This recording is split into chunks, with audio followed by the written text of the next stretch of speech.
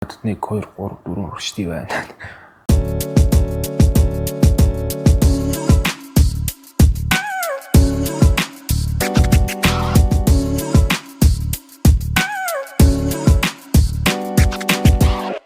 Цохол бичснийхээ төлөө эх орноосоо дүрээд тэгээ өөр улсад амьдрах болоод тэг хүн араас нуугдаж бүр хүмүүсээс нуугдаж 13 жил амьдрах.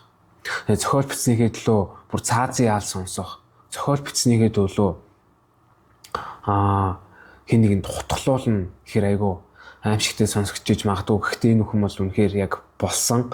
Гэхдээ үүнээс ч одоо бүр гайхмаар нэг зүйл нь яг энэ бүхнийг туулчаад араас нь үхлийн яланд илээд араас нэг юм дурсамж ном бичнэ гэдэг нь айгүй сонирхолтой.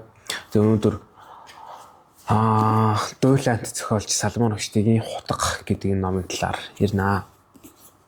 Тэгээд 2022 оны яг дуран зохиолын дуйлан шууган бол одоо Салмон Рушди хутгалуулсан тухай байсан. Тэгээ бас нэг эмгэнэлт зүйл нь бол Милан Кундера өөд улсын явдал байсан. Тэгээд 2022 онд л одоо Рушди өөрөө ингээд Рушди айгүй од болчихж байгаа, дуйлан шууган болчихж байгаа зүйл биш л те. Рушди бол угаасаа л одоо яг анханасаа 1988 оноос хойш дэлхийд одоо бүр дуйлан шууган тарьсаар өнөө хүрсэн зохиолч. Тэгээ харин шулмын шүлгүүд гэдэг одоо анх тэр дуйлан шууганы эзэн тэр зохиолоос хойш цаазын ял хүртээд хүн амтнаас нуугдаж их Британий одоо төрийн хамгаалалтын доор 13 жил амьдраад тэрний дуйлан шууган дөнгөж намдаад явах те тэр дуйлан шууган бол одоо арай гайгүй болоод бүр хүн амтнаас нуугдаж амьдрдаг байсан бол хүмүүсийн нүдэнд ил гараад Нью-Йоркд одоо ер нь тийм хэвийн амьдралтай болцсон байсан. Тэгээд тэр нь одоо ингээ хэвийн амьдрч эхэлж явах тэр үед бол ингээ хүмүүст хүнд утгалуулчихж байгаа. Тэгээд төхөлтэй тэмцсэн. Яг мань хүмүүс одоо утгалуулад нэг нүдээ алдсан. 15 удаа бүр айгүй хэцүү шарах авсан. Зүүн гар бол одоо ямар ч ажиллагаагүй болцсон байсан. Тэгээд тэрийг одоо тэр хүнд үйл явдлыг даван туулаад тэрнийхээ хойноос Хутга гэдэг нэг юм дурсамж номоо бичээ. Рушди бол өөрөө энтхэг гаралтай. Ээж аав нь одоо аав нь бол хуульч байсан. Тэгээд тийм дундаж давхаргын гэр бүлээс гаралтай хэм энтхий. Тэгээд тийм цэвэр уран зохиолч те. Өөрөө одоо энтхийг төрсэн болооч дөрөв багтаа. 1000-ны шөнийн үлгэр Панчатантра дам зохиол үлгэрүүдийг их уншиж өссөн. Тэгээ ээж нь бас айгүй тийм янз янзын түүх мэддэг. Тэгээд Салмон Рушдиг ингээд өөрийнхөө хөлийг бариулан Салмон Рушдид янз янзын түүх ер нь дандаа айгүй сонин түүх ярьж өгдөг байсан. Үлгэр домог янз янзын түүхүүд. Тэгээд тэр түүхэн зүгээр нь ярьж өгөх ш. Мань хүн өөрөө бас дээр нь нэмээд те зүгээр л одоо ингээд 90 тойронд болж байгаа те ийм зүйлүүдийг ээж нь нэмээд давсаж ачирлаад аюул сонирхолтой түүх маш тийм юм шимтэм түүх болгож ярьдаг байсан. Тэгээ Салман тэрийг сонсох амар дуртай байсан гэж байгаа. Тэгээ Рушдигийн одоо зохиолуудыг ажиглаад тахаар шашны судруудын тийм дүрийг ингээд ёгтолж өгөөдөж ингээд тэднээс өгөөдсөн тийм дүр бүтээдэг. Тэгээ бас одоо нэмтгийн үлгэрүүд 1001 шинэ үлгэр Панчатантра гэх юм тийм ам зохиол ийм эртний уран зохиолуудыг ашиглаж дүр бүтээдэг. Тийм ихэнх зохиолт тийм ий шийдлэг. Тэгээ тэр нь юутай холбоотой вэ гэхээр мань хүн ер нь багасаа тийм 1001 шинэ үлгэр Панчатантра эдрийг уншиж өссөн. Бас нөгөө талаар ээж нь Рушдигийн ээж нь бол тийм айгүй олон түүх мэддэг. Зүгээр нэг энгийн түүхийг ч ихсэн айгүй энгийн болсон хэрэг явдлыг ч ихсэн айгүй сонирхолтой тийм давсалж ачирлал айгүй сонирхолтой болгож ярьдаг тийм хүн байсан гэж тэр Жозеф Антон гэдэг ном дээр бичсэн. Тэр Жозеф Антон гэдэг дуртгал ном нь юу вэ гэхээр мань хүний нон фикшн бүтээлтэй.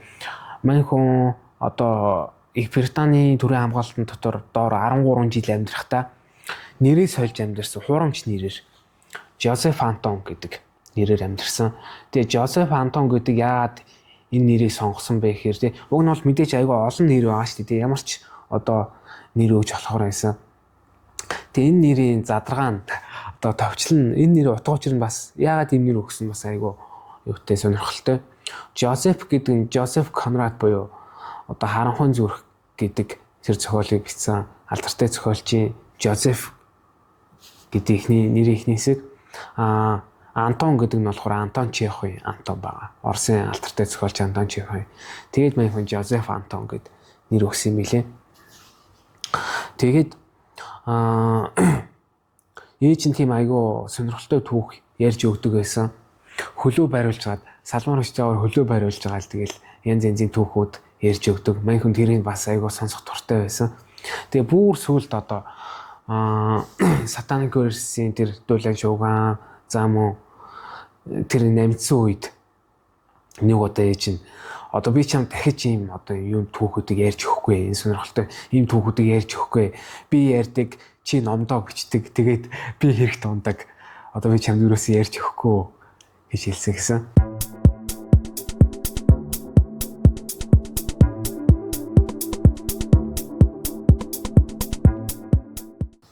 Satanic Verses буюу одоо бид нар чулмын шүлгүүд гэж орчуулад байгаа. Энэ номнууд яадаг ном бэ гэхээр манай хүн 1988 онд энэ номыг бичсэн. Ер нь бол манай хүний одоо хамгийн гол энэ дуулан шууганыг тарьсан зохиол нь Satanic Verse гэдэг зохиол. Тэгээд 88 онд энэ Satanic Verse бичгтээ манай хүн бол өмнө нь одоо шүн дундын хүүхдүүд Shame гэдэг ийм 2 роман бичсэн, Бүкрийн шагнал хүртсэн, нэлээд бас одоо нэр алдарт гарч иваа залуу зохиолч болсон байсан. Тэгээд энэ номд одоо муслимчууд маш их энэ номыг ингээд бичсэнд нь одоо салмаар хүчийг маш их эсэргүүцсэн. Satanic Verse-ийг шатаа тий шулмын шүлгүүдийг бичсэн болохоор салмаар хүчийг дүүжил гэж хүртэл одоо жигсаал цуглаан болсон. Тэгээ хамгийн аимшигтай исламын шашны шийд урсгалын тэргүүн тэр Айтолах Хоменей гэдэг нь 1989 онд энэ номыг бичснийхин төлөө Салман Рушдид Патва буюу одоо цаазын ял оноосон. Тэгээ зөвхөн Рушдид оноочихгүй энэ номыг бүтээлсэн, энэ номын агуулгыг мэдчихсэн хэвлэн нийтлэгчдийг бас одоо ингэ шийдэх тийм зарлага гаргасан. Тэгээд мань хүн одоо дуулан шууган тариад Их Британий хамгаалтанд 13 жил амьдрах болсон байдаг. Satanic Verse болохоор яг уран бүтээлийн хувьд анханасаа айгүй маш амжилттай явж исэн билээ.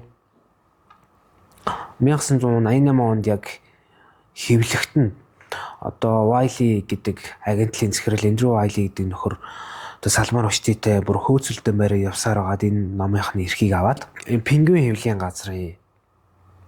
газарт бүр 850 мянган $800 одоо хөдөлтөх тийм гэрээ байгуулсан. Satanic Verse-ийг одоо муслимчууд одоо ингээ үзий яддаг. Тэр номыг одоо бүр шатаа ингээ Салман Рушдиг дүүжил гэж хэлэх болсон шалтгаан нь юусэн номын нэг дүртэй холбоотой. Салман Рушди тэр романда Мухаммад гэдэг дүр бүтээсэн.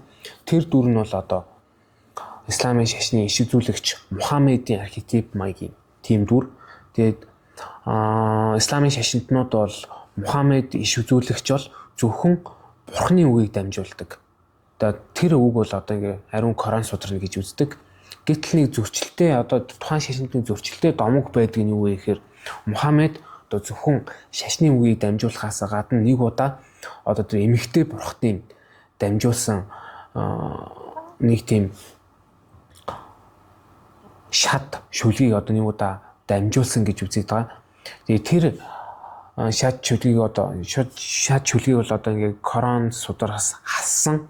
Яагаад гэвэл одоо бурхны биш үг учраас тэр Коран судурт нь ороогүй нэг юм зөрчилтэй домог байдаг. Тэгэнгүүт Салман Рушди болохоор Satanic Verse романда Мухаммад гэдэг одоо тэр Мухаммедийн архетип маягийн тэр дүрийг бүтээгээд тэр дүрийн хэлж байгаа үг нь болохоор тэр яг нөө зөрчилтэй домгийн дүрүүдийнх нь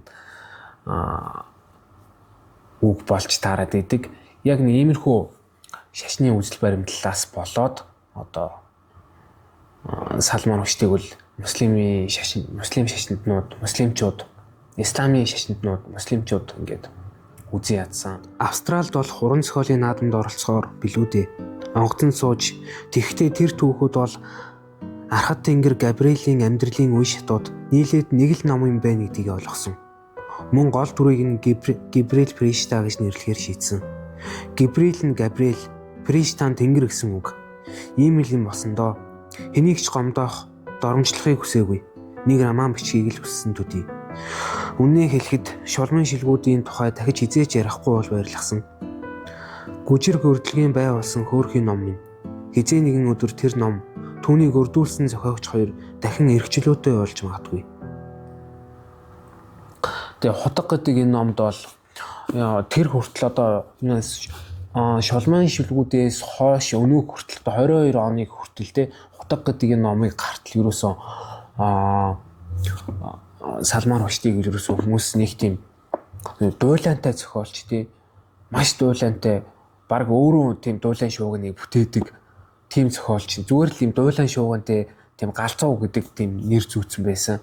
Харин энэ ном гарснараа яг Салман Рушди гэж хэм бэ гэдгийг одоо хүмүүс илүү мэдэх боломжтой болсон.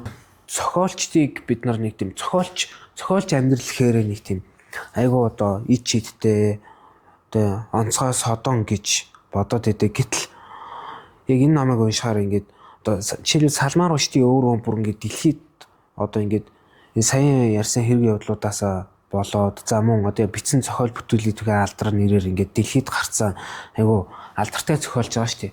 Гэтэл Монголд яадаг вэ гэхээр зүгээр л одоо зохиол бүтээл сонирхож байгаа хүмүүсийн хүртэл айгу тийм онцгой содон тэг нэг тийм өөр гаргийн хүмүүс шигээр ингээд боддог.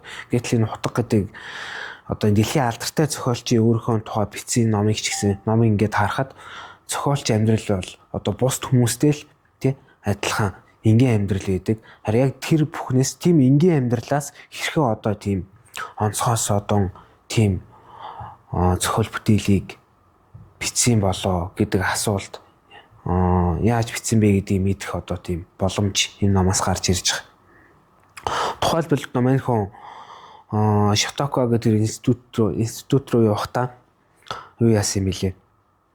Ямааргүй ингээ их нэртэй хэлсэн юм бэлээ.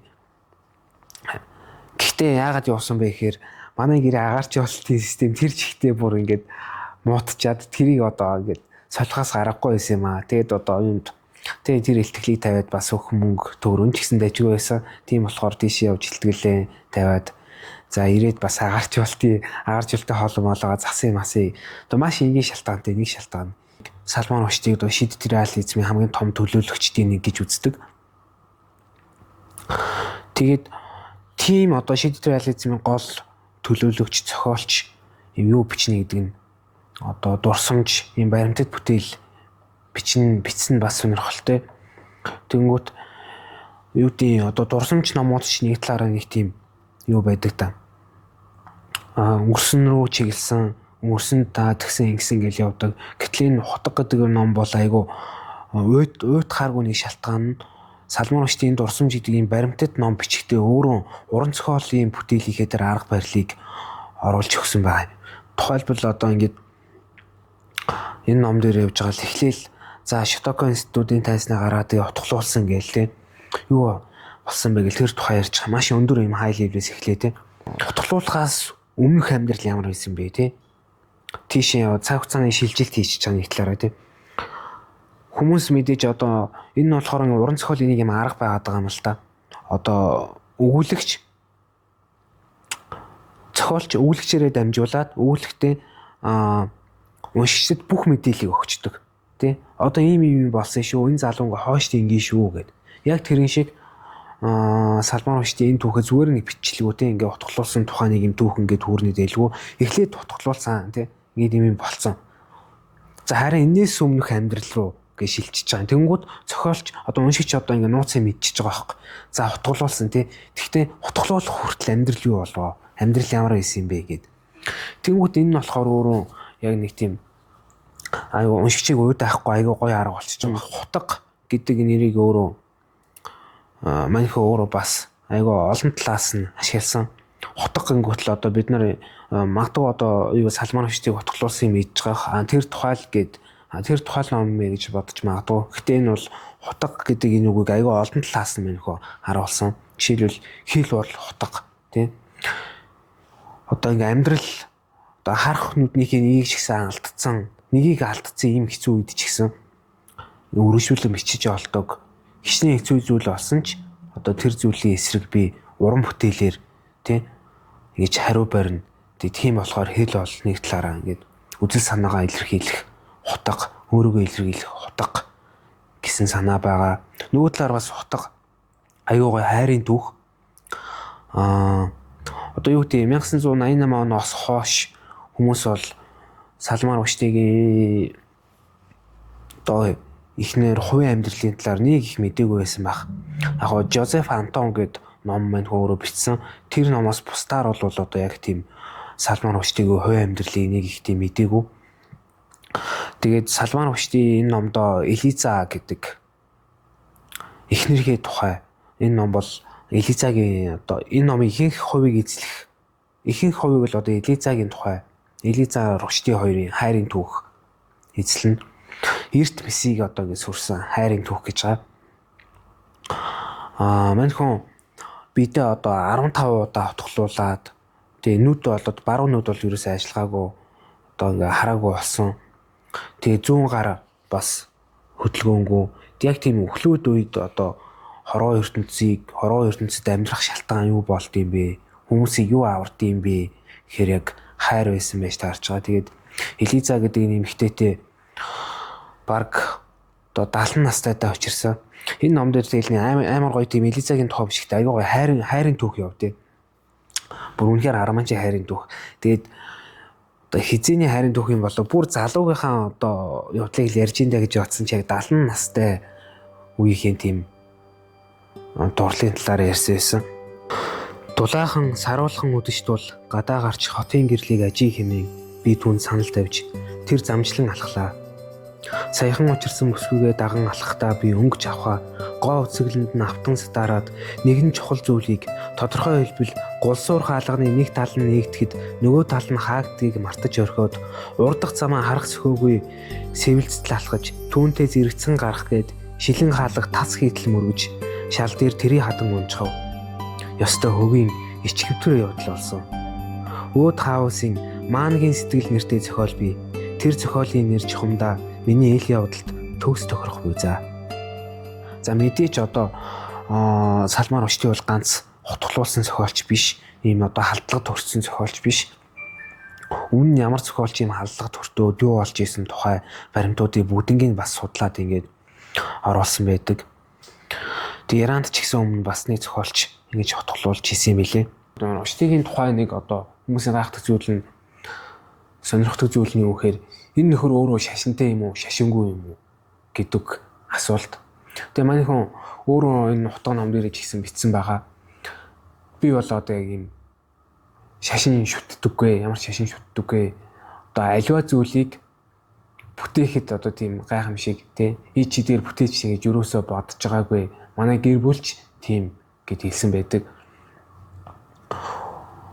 Юу тийм маань хүний зүгээр зохиол бүтээлүүд нь одоо исламын шашны тийм хит одоо туйлширсан үзэл санааг сүрсэн ямар сандал одоо Мухаммед гэдэг тэр хамгийн одоо иш үзүүлэгч тэр итгэгчдийн хамгийн одоо гол бурхны үгөөг дамжуулдаг гэж үздэг тэр итгэл бишрэл дээр нь суурлаад одоо тийм мухад гэдэг дүр бүтээж явах жишээний аливаа шашин ер бүхэл шашны тухайн сүүлийн удаа санаагаа илэрхийлье. Би үл үзэгдэгч зүйлийн оршихуйд итгэдэггүй. Би шүтлэгтэн биш. Миний төрж өссөн гэр бүлийнхний ихэнхэн шүтлэггүй. Энэ хорвоогийн учрыг ойлгож хөлөө олоход минь сүсэг хүчрэл хэрэгтэй мэт сангадсан тохиолдол огт үгүй.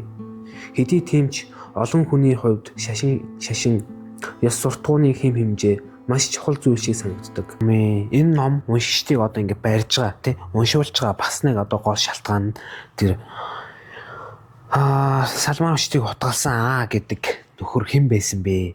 Яагаад утгалсан бэ гэдэг нэг асуулт. Магадгүй энэ тухайн хин нэгэн одоо би ч юм уу энэ тухай бичсэн бол над тийм явдал тохиолдоод энэ тухай бичсэн бол зүгээр Агийн тухай л одоо хамгийн их энэ бичгийг оролдохлаа хальтаа. Гэхдээ Салман Рушди одоо Агийн тухай номын нэлийн сүүл хаваар бичсэн. Тэгээ бичихтэй маш сонирхолтой байдлаар бичиж байгаа.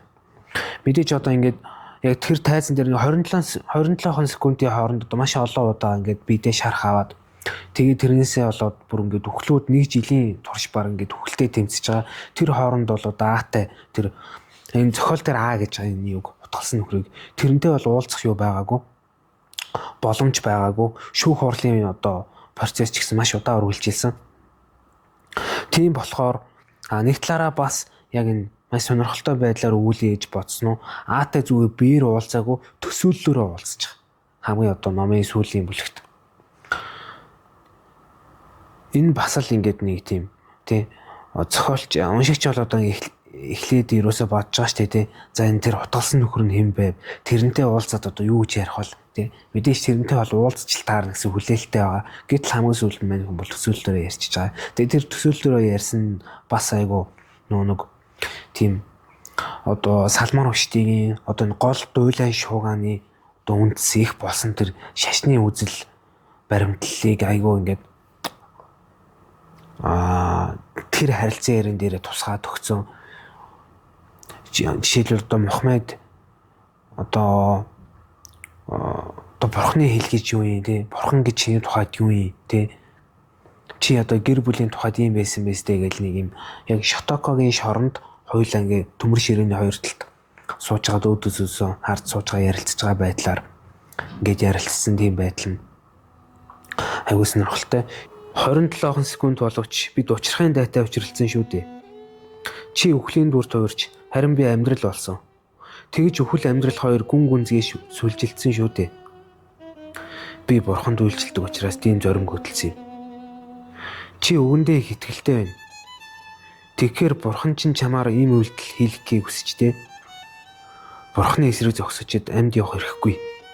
Харин бид тэднийг дуусгах хэрэгтэй гэдгийг Имам YouTube маш тодорхой болгож өгсөн. Гэхдээ дэлхийн ихэнх хүн танай бурханыг дагдаггүй.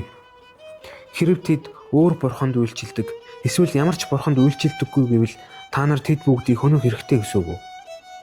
Танай бурханыг дагдаг 2 тэрбум хүн байхад дагдаггүй 6 тэрбум хүн бий. Тэдний тухай чи юу бодно вэ?